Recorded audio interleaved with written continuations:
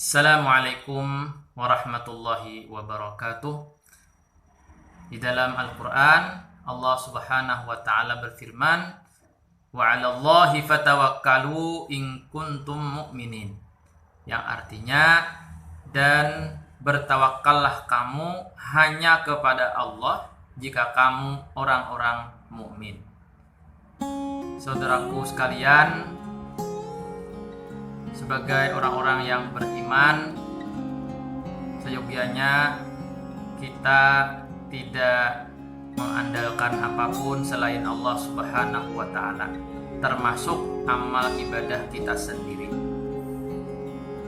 Ciri orang yang betul-betul berpegang kepada Allah, berserah dan bertawakal kepada Allah, yaitu semakin banyak amal ibadahnya, alih-alih semakin sombong, dia justru semakin tawadu, semakin rendah hati, semakin takut jangan-jangan amalnya ditolak, dan semakin mengharapkan belas kasih Allah Subhanahu wa ta'ala agar amalnya diterima.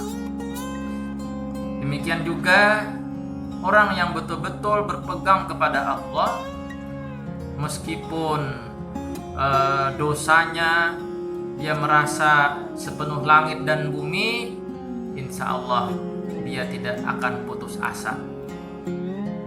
Kenapa? Karena sebesar-besarnya dosa tidak lebih dari setetes air di tengah samudra ampunan Allah Subhanahu wa ta'ala. Bahkan saudaraku sekalian, para ulama menyebutkan bahwasanya, kata mereka, harapan kami untuk meraih ampunan Allah Subhanahu wa ta'ala dengan dosa-dosa kami itu lebih besar daripada harapan kami untuk meraih rahmat Allah dengan amal ibadah kami. Kenapa mereka berkata demikian? Kata mereka, karena antara amal ibadah dengan diterima oleh Allah Subhanahu wa ta'ala harus melewati pintu ikhlas. Nah, dan melewati pintu ikhlas ini bukan perkara yang mudah. Sementara antara dosa dengan ampunan Allah Subhanahu wa ta'ala tidak ada sesuatu pun yang menghalangi. Allah Subhanahu wa ta'ala bahkan menyebut dirinya Maha Pengampun, Maha Pemaaf, Maha Penyabar, Maha Penyayang kepada hamba-hambanya. Apalagi perlu juga kita ingat bahwa yang membinasakan manusia sebenarnya bukan dosanya, tetapi dosa yang terus-menerus dia lakukan sehingga tiba ajalnya sebelum sempat bertobat. Jadi sebesar apapun dosa kita, jangan-jangan itu adalah dosa kita yang terakhir. Karena setelah kita bertobat, kita kemudian dijemput oleh kematian, sehingga kita dalam keadaan diampuni oleh Allah Subhanahu wa ta'ala. Jadi bicara tobat ini jangan ditunda-tunda.